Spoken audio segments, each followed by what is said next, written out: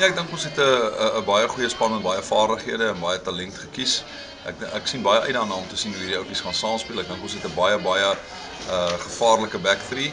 Daar's ongelooflike talent onder hierdie spelers en ek dink ons is begin ook nou as 'n pak voorspelers insettle en mekaar vind.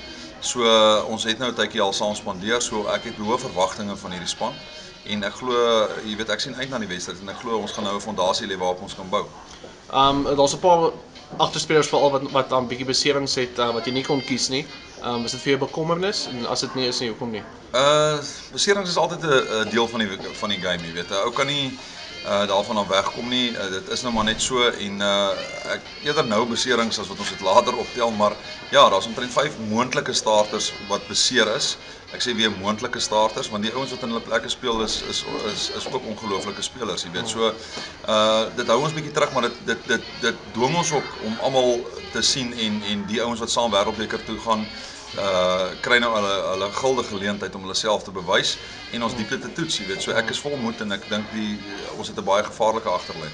Julle wedstryd Saterdag word vooraf gegaan deur 'n baie groot skole derby, Parelgym en Paul Roos.